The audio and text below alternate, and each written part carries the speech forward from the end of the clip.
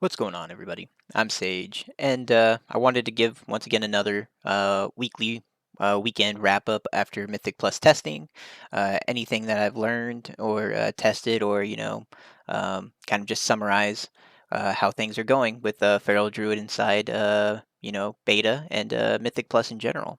So let's go ahead and jump into it. As far as builds go, I've actually gone over this build in previous videos.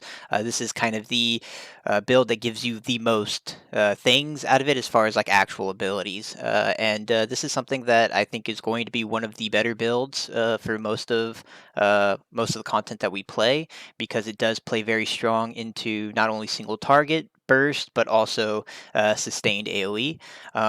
There are a few little downsides to this build. In total, this build isn't as energy efficient as some of the other builds are, and that's the big trade-off, is that you're going into a lot of the damage abilities and trading off a lot of the resource generation talents in order to gain this. I would also say this is more of a consistent sustained AoE build as far as the AoE component goes, mainly because adaptive swarm, right? So like if you want to have consistent AoE damage with the utilization of adaptive swarm, you want to be able to have good uptime with adaptive swarm, and you want targets to live long enough for your adaptive swarms to continuously like jump back and forth, and it jumps back and forth every 9 seconds, and you want to make sure that you get the usefulness out of it. If things are dying too fast, then your adaptive swarm might be on the party still, and then just like barely jump over to the targets, and then the targets might be dying off at that point, so on and so forth. And if it target dies off with adaptive swarm on it, it just leaps to another target to do its opposite functionality. So like if it leaped to a target to damage it and that target dies, it'll leap back to a party member to heal them, so on and so forth.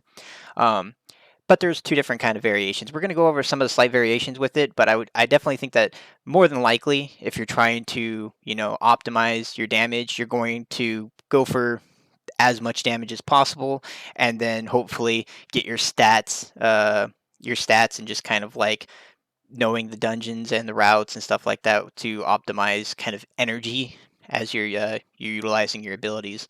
Um, this is also another one of those things where like I've talked about in previous builds, as far as Berserk's functionality, if you're going to use it as the 3-minute basic CD, or if you're going to use it to 3-minute basic CD and have the frenzy banned version of Berserk, or if you're going to just go with the CDR so that you have a constant CD that you can use frequently, um, more often. And this will come down to like dungeon timings, as well as like if it's a tyrannical one, if you want to have more bleed damage on bosses, or if the packs kind of line up better with a 3-minute, like big packs 3 minutes, or once again, lowering that CD down to about 1.5 minutes or so, with the Heart of the Lion talent.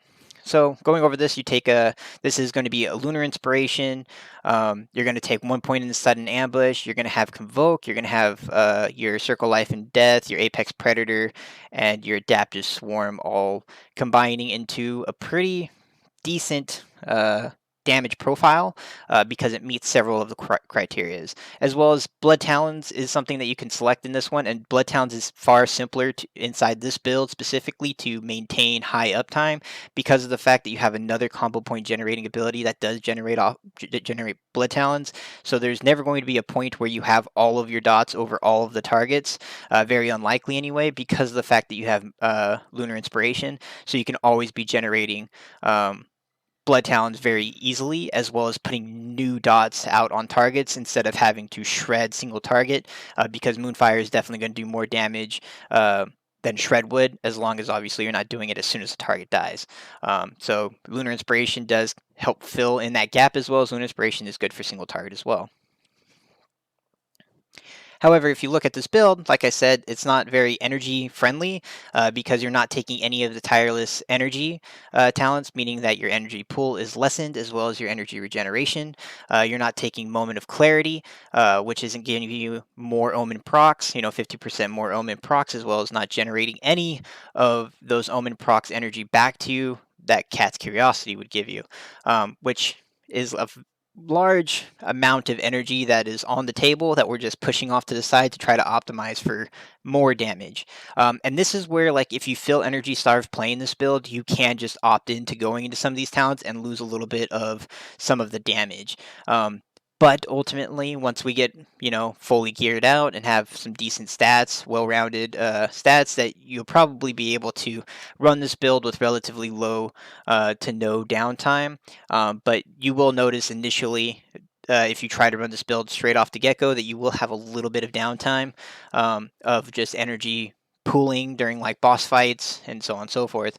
Um, Apex Predator procs in like mass AoE when you have multiple targets does help fill the gap with energy, because you're going to proc a lot of those Apex Predator procs, giving you free ferocious bites, and those free ferocious bites do synergize with Soul of the Forest, giving you more energy. So the more procs of Apex Predator that you get, the better that fills in like mass AoE. But when it comes down to single target, you're going to get far less of these bites to generate, the free bites to generate anyway, which means that you'll just need to, you'll have a little bit less energy to play with inside that scenario. So just keep that in mind as we go through it. The other thing with this build is priority systems.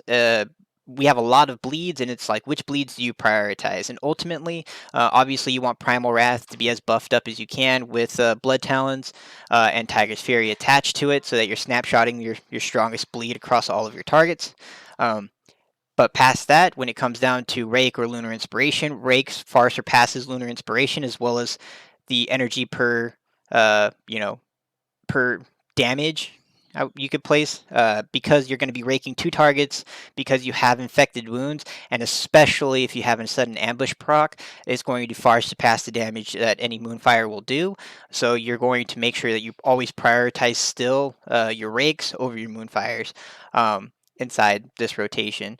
And you want to definitely make sure you're monitoring your sudden ambush, because you don't want to waste any sudden ambush procs, because you could definitely keep refreshing those across multiple targets, right? And you do want to override, if you get a sudden ambush proc, you do want to override a lesser bleed, lesser rake bleeds across different targets, so you know exactly, or so you're not wasting that damage and you're just getting it out there. Plus, it's something that gives you very good combo point generation, as well as assists with Blood Talons.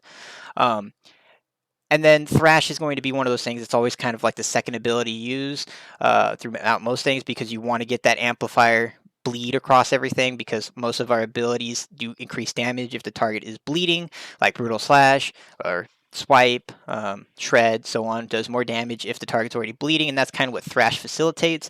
And because it's a bleed, you want to get it up there as early as possible, as well as it is one of those combo point generating abilities to proc Blood Talons. So typically you go in there and you're going to Rake, Thrash, and then you're going to follow into your rotation of whatever you're going to do. If it's single target, you would Rake, Thrash, Moonfire to get all of your dots up there very quickly. And then if you weren't at 5 combo points yet, then you would Brutal Slash to then put in your rip on the target, and then go from there. But ultimately, this build is very fun because there's always something to do. You're never going to have, like I said, all of your bleeds across all of the targets all the time, especially in like mass AoE. So being able to swap around targets to make sure that you're like, okay, well, I have my bleeds across these. I already have rakes across them, so like, let me jump around them to place Moonfires now.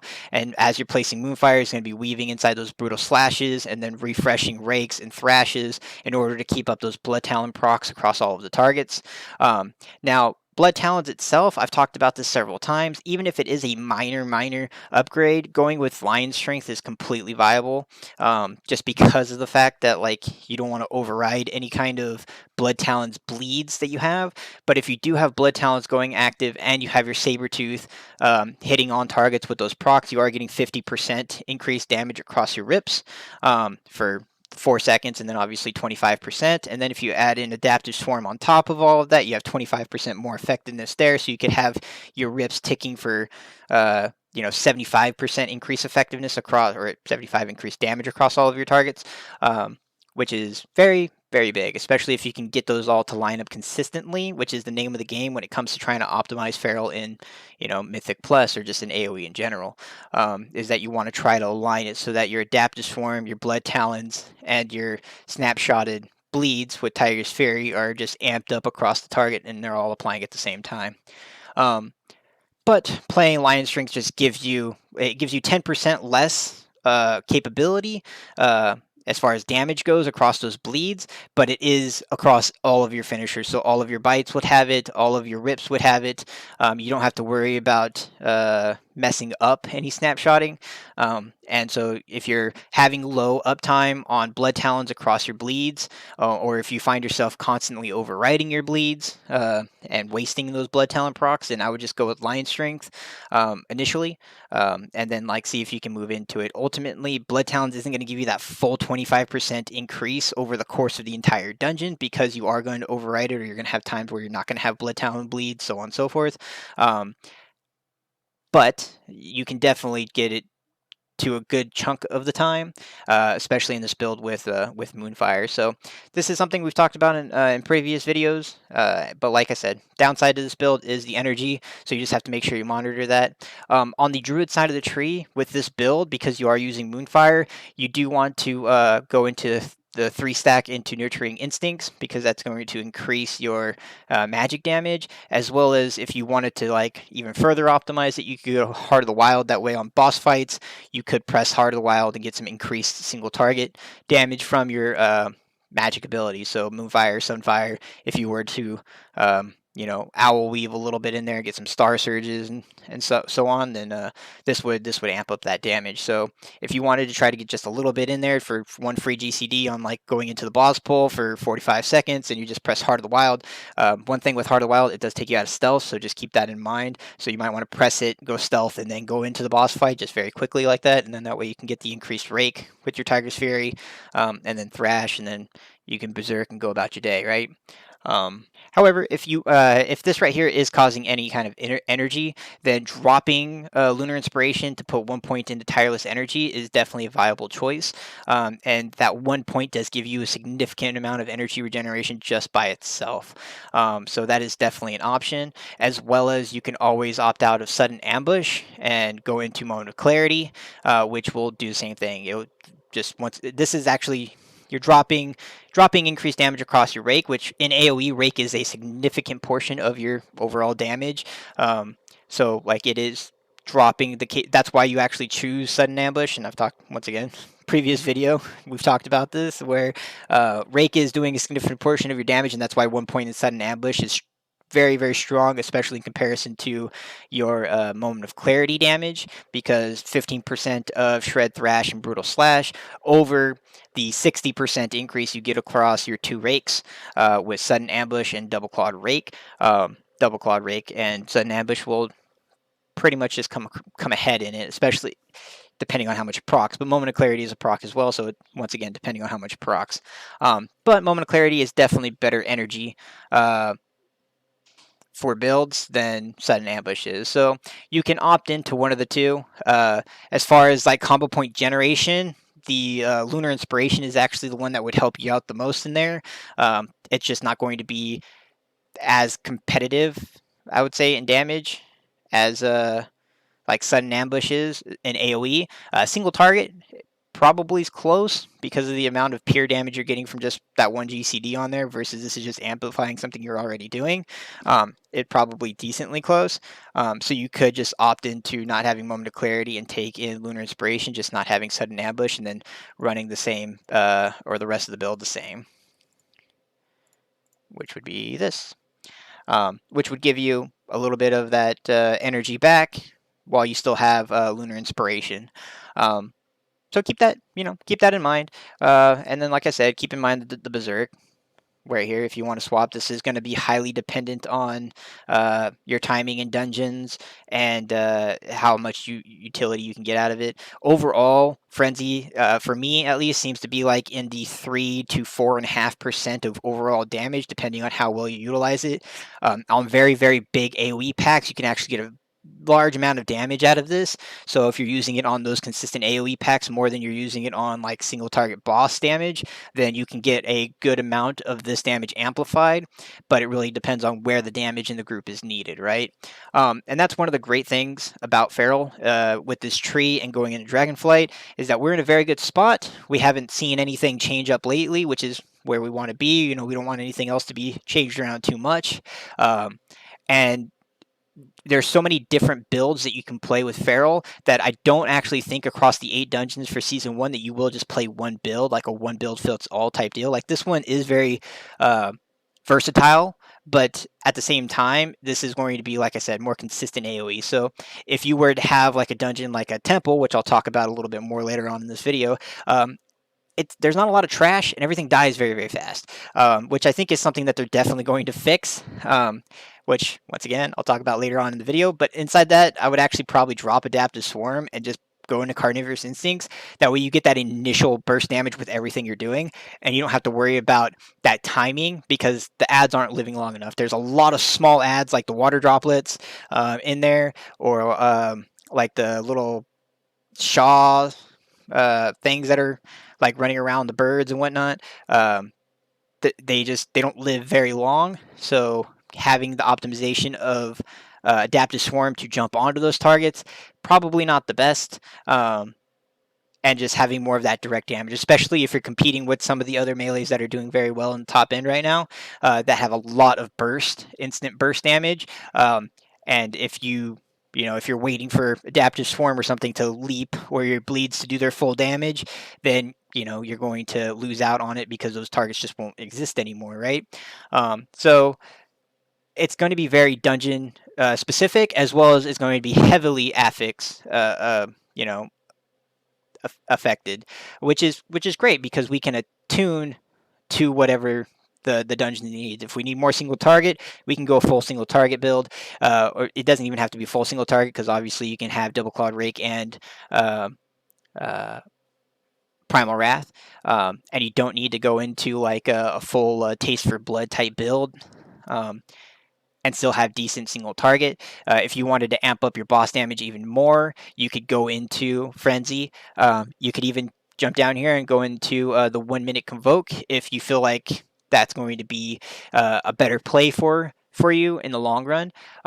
As far as like damage opportunity, instead of taking 1 minute Convoke, I'd probably just take the 1 point into Adaptive Swarm if I wanted to try to get more of that single target damage out, because I feel like if you drop the 1 point in Carnivorous and go 1 point into Adaptive Swarm for single target purposes only, that this would probably be stronger than the 1 minute Convoke.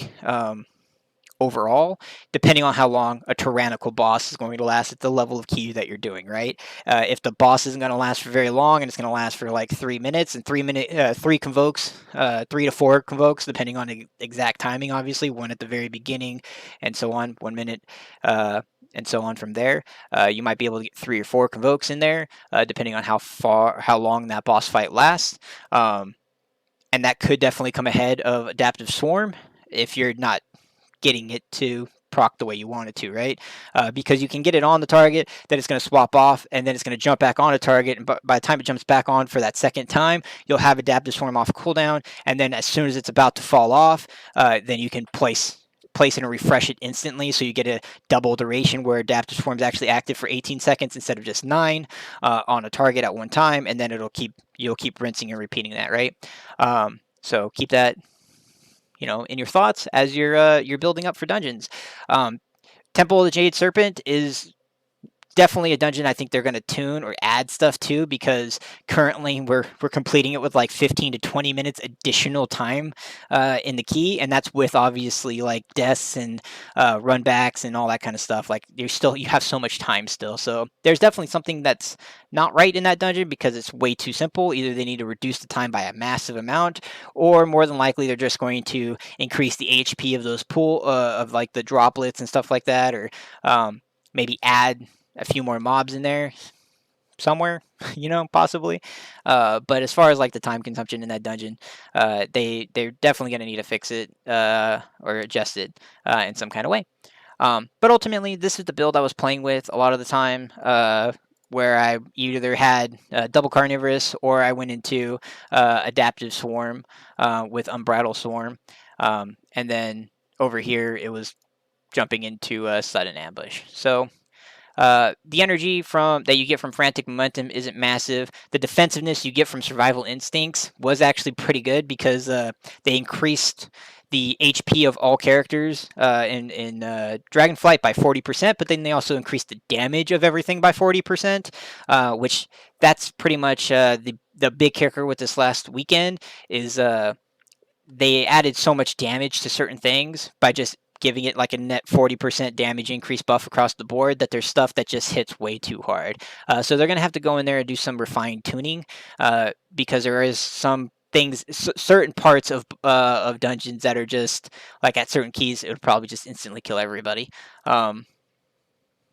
So getting survival instincts was actually pretty good for this week, as well as on the druid side, going with renewal definitely was helpful. Especially if you're trying to go into nurturing instincts for increased magical damage with your moonfires, then you're kind of losing out on like thick hide and going into matted fur.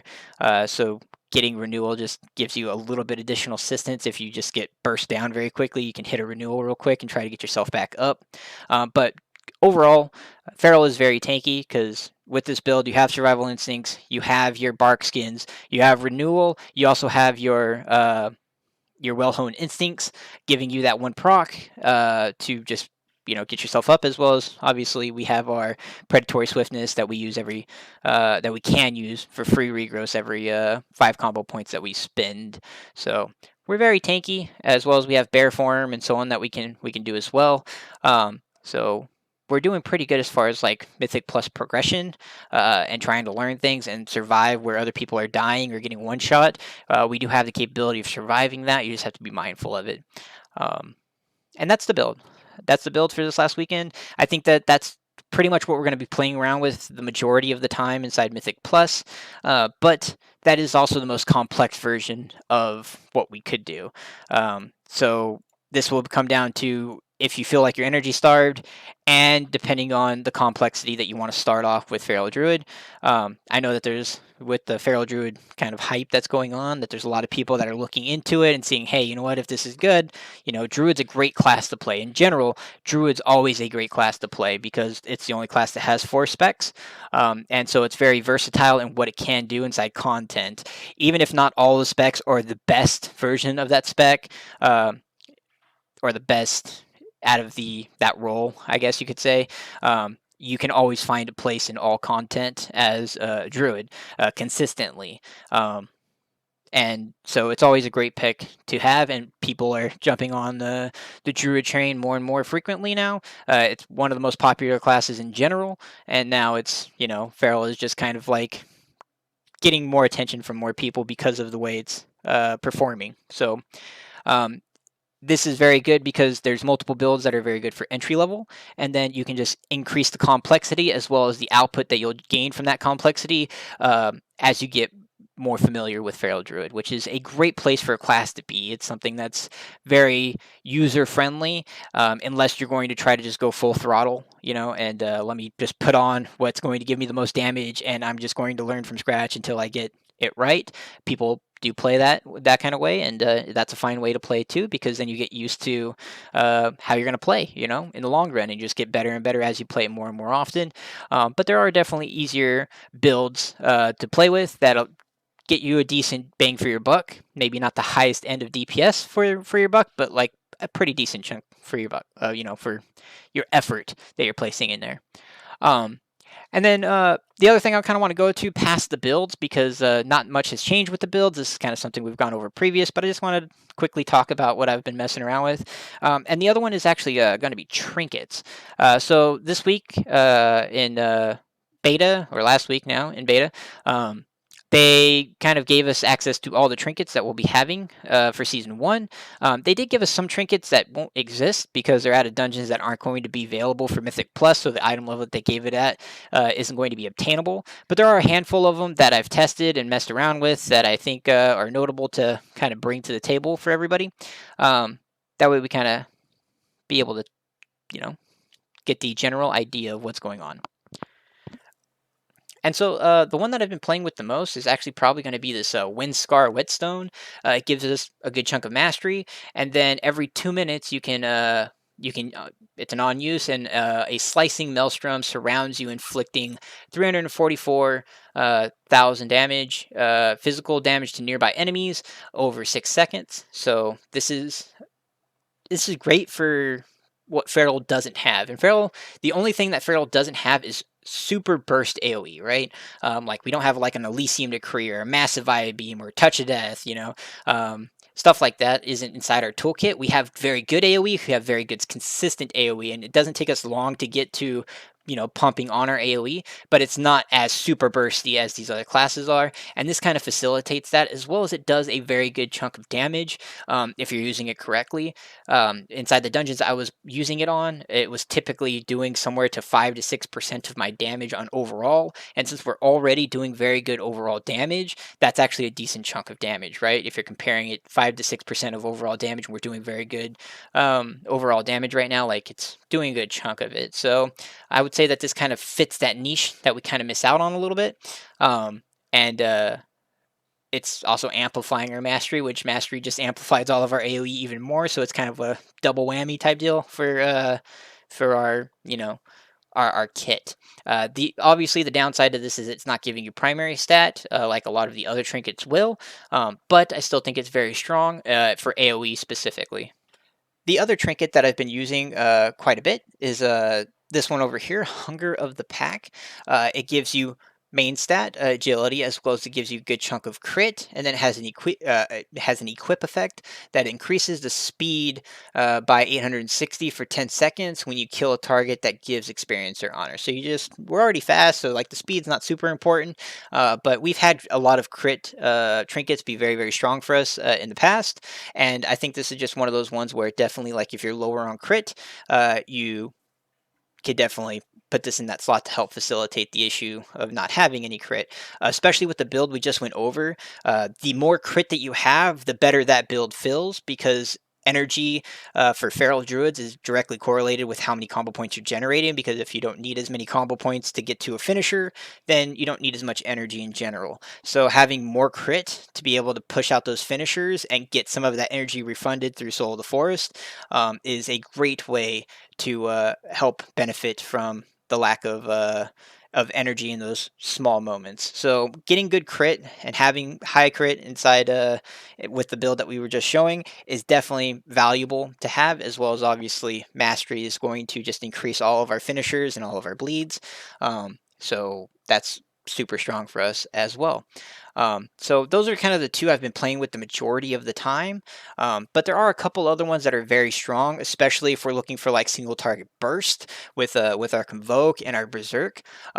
And that's going to be a Horn of Valor, which is going to be probably one of the most sought out trinkets by a majority of DPS, just because it allows for that amped up burst window. It's pretty much a IQD version for Dragonflight, but it's just primary stats. It's going to give you a chunk of primary stats every 2 minutes with a chunk of versatility. So it's just damage on top of damage is pretty much what it comes out to. It being 2 minutes and us only taking the 2 minute Convoke was really nice with Horn of Valor, because that's when you're going to want to use it, is when you press your Convoke. Because you're going to either press your Convoke and have Frenzy, and so you're going to Berserk and press your Convoke, which you would Berserk, have Horn of Valor, and press Convoke, and then you just amp up so much damage in that short time frame. Or you just, you'll have, you can press your Convoke and then go into Berserk, follow it into a Berserk afterwards, and so on and so forth. So Horn of Valor definitely going to be a great trinket. Definitely something we should get, especially for Tyrannical or raid in general. With the Convoke build specifically. Outside of the Convoke build, it's not.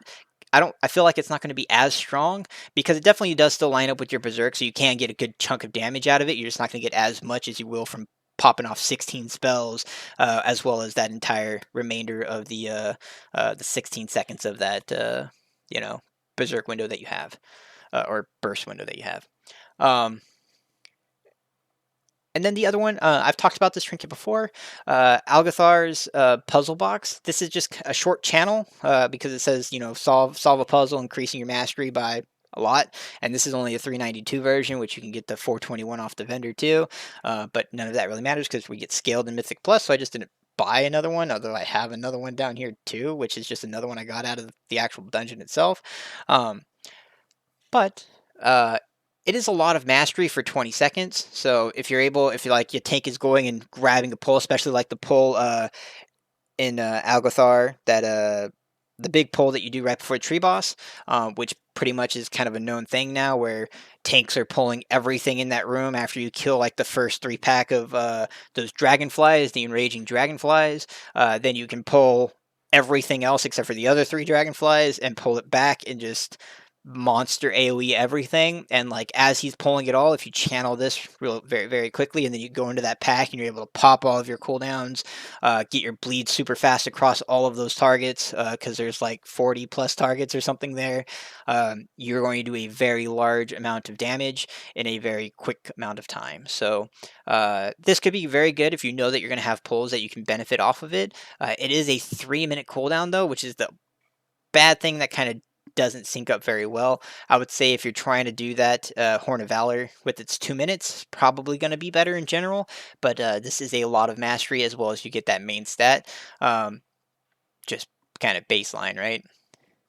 Um, the other one I've used in the past is the Dark Inferno in Trinket. This is good for single target damage. It does give you a good burst depending on your deck card that you have. It is a decent chunk of burst. I don't think it's actually going to be the play most of the time, but if you are feeling like you're lacking a little bit of single target damage, or if you feel like your group in general going into Dragonflight's lacking a little bit of single target damage, then you can opt in for this Trinket. It's a 1 minute 30-second cooldown, so priority targets and bosses it's very strong for. And then the other one is this bottle of spiraling winds. It gives you a chunk of haste, and then which helps out with energy regeneration. And if you get to those breakpoints, it can help out with some tick generation as well. And then it says your attacks have a chance to cause spiraling winds that to surround you, increasing your agility by 124 every 2 seconds, stacking up to 10. So that's a good amount of agility stacking up over time. And this does actually proc quite often, where it will continuously generate. Obviously, you're not sitting at the full amount all of the time, but you do get it where you're having increased agility the majority of the time. A couple of the other notable trinkets that I think will kind of be popular in Mythic Plus setting anyway, maybe later on in the expansion, is going to be like a whisper, this whispering incarnate icon, which is pretty much it's going to give it changes depending on the spec that you are.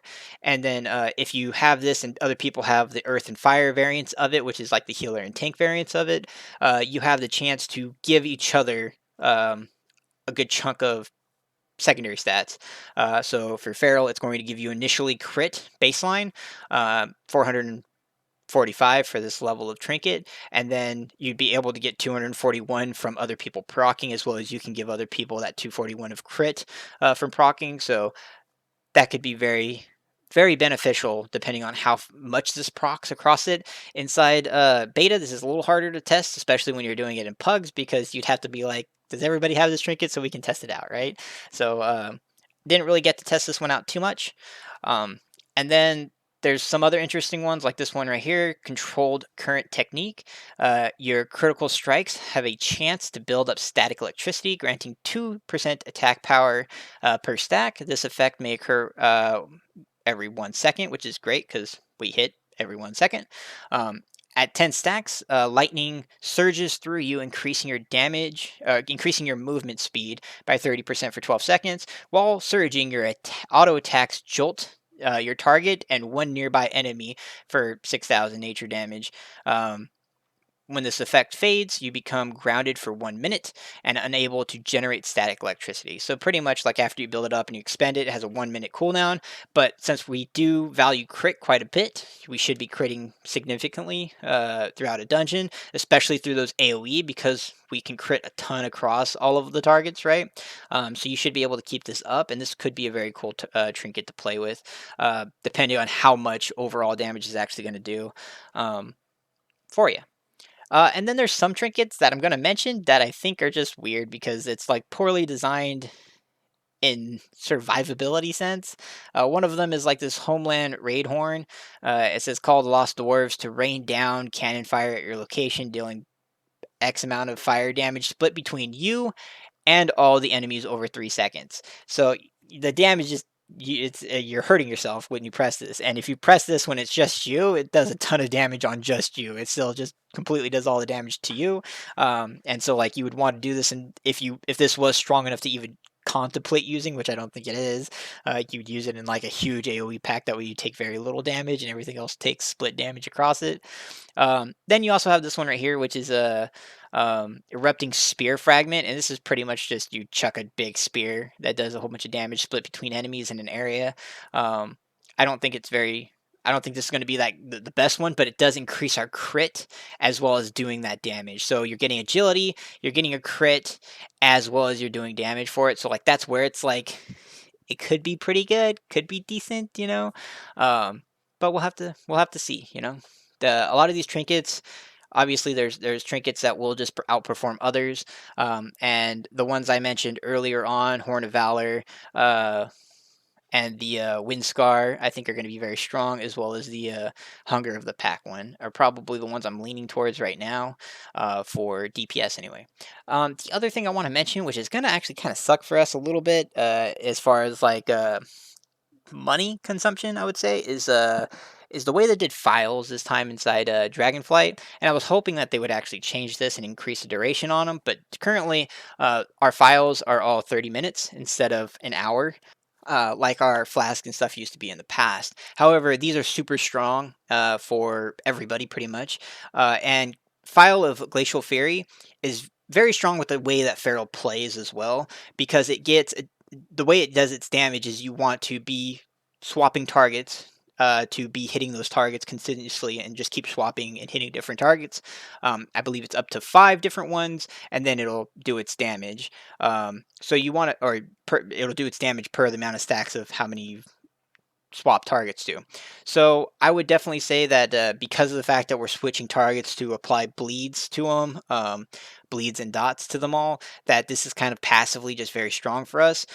It is strong for everybody though. Currently, it's just we kind of do this passively anyway by seeking out those targets that don't have rakes on them already or moonfires on them, and reapplying those. So make sure that as you're actively doing this, that you are swapping targets and you're not too focused in on just one target, and that like if you have priority target that you need to interrupt or something, that you have that kind of focus target macro, so you can focus that target initially, put all your bleeds on it, and then you can swap around to get your Glacial Fury damage going. But the reason why I would say this is actually kind of poor isn't just because of the fact that it's 30 minutes.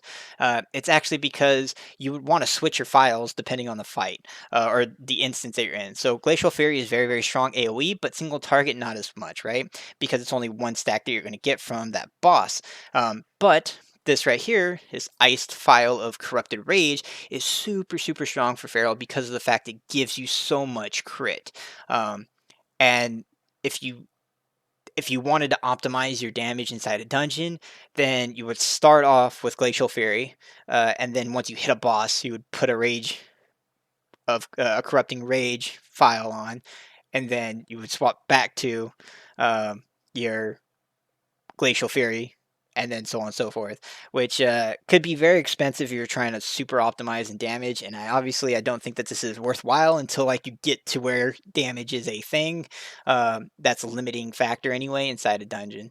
But it could be a thing that's just kind of annoying as well as super expensive, because obviously these are quality rank 3 that we're using on beta, and later in the expansion that might not be as bad to get quality rank 3 stuff, but at the very beginning it will be a pain in the butt to get quality rank 3, as well as enough of them to even think about swapping them. So if I were to say hone in on any specific one, it would be Glacial Fury because of its overall damage in comparison. For raid, it's probably going to be the Corrupted Rage, as long as there's not like a massive amount of AoE to do. So like the council fight in the Incarnates raid, you're going to use Glacial Fury, and then most of the other ones you'll probably use the Corrupted Rage. Corrupting Rage does damage you, so you have to be mindful about that. We do have a lot of self-healing that we can do to offset it, and it doesn't do a significant portion of our it's not going to instantly kill you or anything like that, but it coupled with obviously raid mechanics or dungeon mechanics can obviously kill you, so you have to be super mindful when that buff does go on you, that starts ticking away at your HP, and that you're actively using your regrowth, or use renewal, or health pot, so on and so forth, to offset the damage from that. And yeah, that's going over all of the trinkets that I think are pretty interesting, as well as the 2 Phials that we're going to definitely be using. There are some other interesting files. They've put a lot of different kinds of unique abilities inside some of the consumables, but some of them just don't seem like they're going to be practical to use. Like one of them's like standing still for 5 seconds increases your agility, and then once you move, it increases your speed. One of them's like increases your agility as long as you're 10 yards away from everybody, which obviously isn't feasible for melee, so on and so forth. So I would say that these ones are definitely the more direct affecting files. There is one that just periodically procs different secondary stats for you, which I've used in the past, and it was pretty nice because you just got like, okay, I got way more crit now, or I have way more mastery now. Um, but it's not consistent, right? And that's what we're looking for is consistency that we can rely on, and not some kind of random proc to affect our damage at certain intervals inside dungeons or raid. Um, the last trinket I want to talk about is this Storm Eater's Boon, which a lot of people are kind of abusing recently in the last little while on beta, because it turns you into a air elemental, immobilizing you for 10 seconds, and then it deals stacking up pulsing damage to all enemies within 10 yards, intensifying by 10% each second until the transformation subsides. So it's a 3-minute cooldown, but it has been noted to do an obscene amount of damage. Um, but it is 10 seconds where you're just stuck still. So be mindful when you are using this trinket. It is a death trap for sure, but if you're able to sit there and just channel it for 10 seconds, you could get a very big payoff for it. And I don't know if it's going to stay the way it is or not, but we'll have to wait and see. You know, this is very much one of those ones where you have to like weigh out the damage. Versus death ratio of the trinket. And then past that, the last thing I want to talk about is we finally have all 8 dungeons for Season 1 released, and we were able to test them all because Temple of the Jade Serpent was the last one that was there. I mentioned before that they have to increase something because the ads died super, super fast. There's a whole bunch of small ads that die very, very fast, and then the timer is way either way too long or they didn't anticipate how easy it was to kill things there. The monk fight, the second to last boss that you fight in there, is also massively overtuned on her serpent kick. I would say it's doing a massive, obscene amount of damage that's one-shotting tanks almost, and it will pretty much one shot you if you're next to the tank. So be mindful of that. That's definitely going to get nerfed. Like there's no doubt in my mind that, that gets nerfed. Across the other dungeons, notable things that I definitely believe are going to get changed up is Shadow Moon Burial Grounds. The last double elemental pack that does Void Pulse before the last boss, that has to be fixed because you die so fast on that, especially in higher keys, 15 plus keys. Once they get 2 of those void pulses off, if you didn't completely LOS that in like a little corner somewhere, then you just die. Everybody dies. If you have 4 ticks on you, it just ticks everybody down very, very quickly. The objective currently is below all your cooldowns and hero to kill one of those elementals as fast as humanly possible, which doesn't seem like the intended purpose of that double void, uh, passage right there. And either the void cast needs to be interruptible, it needs to be massively longer, or the interval between them needs to be massively longer. That way you can reset it during their void eruption, which void eruption is just where they're throwing swirlies all over the place that you have to dodge. But if they're allowing the void pulse to continuously stack, especially with those last 2, that will be very bottlenecking point for most groups to complete. There, you can LOS it, and there are points where you can sit there and try to LOS it. But once Void Eruption comes out, there's times where the LOS spot is surrounded by swirlies on the floor, or the swirlies are literally inside the LOS spots, and make it either you're going to eat a swirly or you're going to get hit with double Void Pulse. So I definitely think that needs to be fixed. In Halls of Valor, they changed a handful of things where the strikes that were placed on tanks from the champions, those were taken back. They reverted that so that those champions no longer do that. As well as Sanctify on Herja has made it to where only the person that hits the Sanctified is the one that dies, pretty much. Instead of it AoE blasting the entire group and killing everybody instantly, it's just the person that touches it dies instead, which is a very, very, very good change. As well as Herja, though, is definitely noticeable as far as the damage increase, because before you could stay on one side for like 2 full rotations of their abilities and then swap over to the other side. Not really a thing anymore. You have to swap after every one currently, because of the amount of damage she does if you let her get a second round of abilities out on one side. So that could see a little bit of tuning, but that is actually the intended way to do the fight. So I don't know how much tuning they're actually going to do with that, because if you just go back and forth between the two sides, then you absolutely can kill it. So they might just keep that exactly the way it is.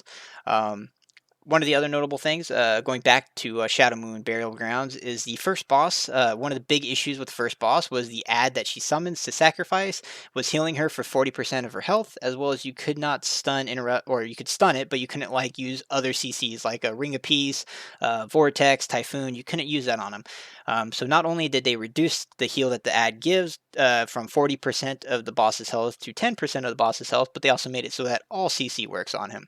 And that you can just kind of fully CC him, and eventually that ad does despawn. So if you're able to just CC him away from the boss with, you know, stuns, vortexes, and so on, eventually he'll just despawn. You just ignore him.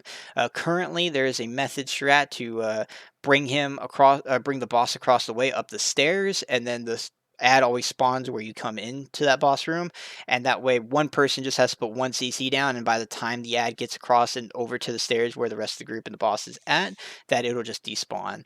I think that they might fix something like that, possibly, but that is, if not, that's going to definitely be the way to kill that boss. Is just, kind of ignore the ad mechanic on it, as well as the last boss in Shadow Moon Burial Grounds. The line of skeletons currently doesn't do enough damage to actually kill anyone, so you can just kind of run over it. Um, you just let it pass by, and once it gets to the middle or a little bit past the middle, you just run over it and you ignore that, and you can just single target focus the boss really, which that should be an easy fix because it should just kill you, right? If you touch it, that's the whole objective of that mechanic, is it just kills you. So that, I don't think inside 15 pluses that should just be, you know, doing minimal damage to you. I definitely think that the mechanic is to kill a skeleton and then you get free passage past, right? So that'll probably be fixed.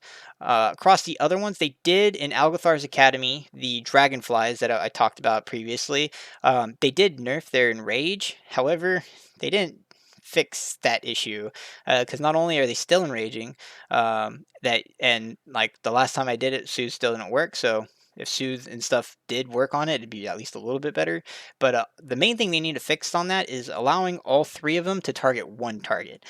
Because if all 3 of them have like one stack of enrage and they target one target, then that target's just dead. There's no counterplay to that. That target's just dead.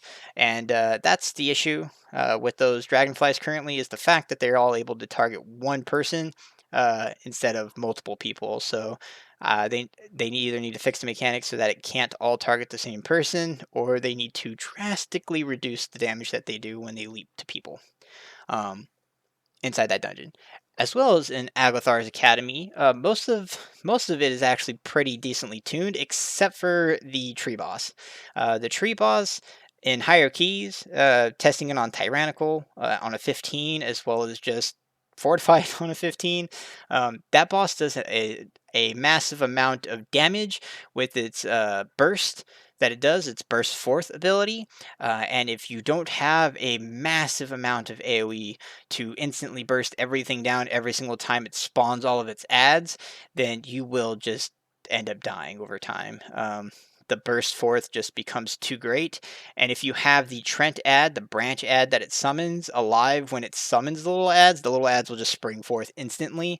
And then they'll start putting a massive amount of stacking debuff on your tank, or whoever actually has threat on all of those guys, which is often, feral druids or anybody who can mass AoE, other than just the tank.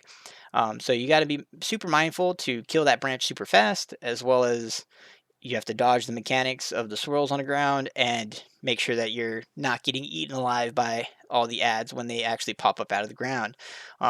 So that boss definitely seems like it's going to get some tuning because of the fact that it bottlenecks you in. The last boss did get changed as well to where the stacks to place out the bombs, the arcane bombs, went from 3 stacks to 4 stacks, and they kind of changed or they fixed some of the issues of it just like automatically spawning bombs on top of people. Um, so that boss isn't nearly as bad as it was, as well as the trash leading to that boss. You used to have to LOS some of the damage from those ads, and you don't have to do that anymore. It doesn't. They just replaced that mechanic with a different one. So as far as like having to huddle them all up into a little corner and LOS at the stairs and stuff, which I've shown off in previous videos, that's not really a thing anymore. Um, and then ultimately past that, I don't think there is too much that changed. Court of Stars, the detonation cast from the Enforcers, they made it so it was interruptible, and that made the dungeon super simple. So they reverted that. So you do have to LOS the detonation cast, or you're going to have a large dot on your entire raid, or not your entire group. So LOSing that, like we did in the past, is very much a thing again. They did nerf some of the profession capabilities inside that dungeon, but nothing that's like super noticeable. They did apparently there was an issue with demon hunters not being able to use their gaze to find the imposter when you're going to the last boss, and they fixed that so that demon hunters can do that. So having a demon hunter inside that group is going to be very very beneficial for Court of Stars, and then. In the No-Cud offensive, the dragon flying dungeon, they did change it up, which is something we talked about in a previous video, where they the trash going to the last boss, they took it out and put in a whole bunch of these elite centaur dudes, and they still kept some of them, but they did add other packs that give trash percentage.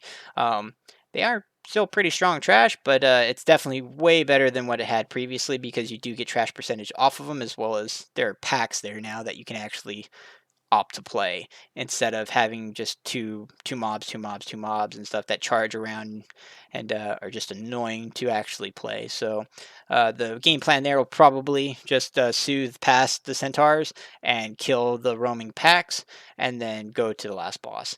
Um, and ultimately, I think that's pretty much what we've learned in total from this last Mythic Plus weekend.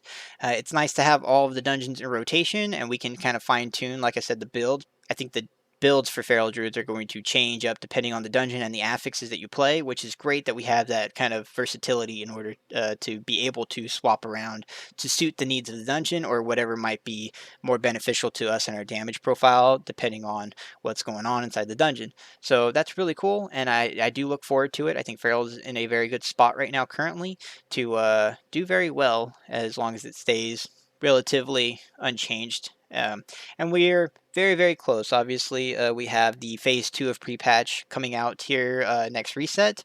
So if they're going to change something, they're going to probably do it relatively quickly, or they'll do it obviously when like raid comes out.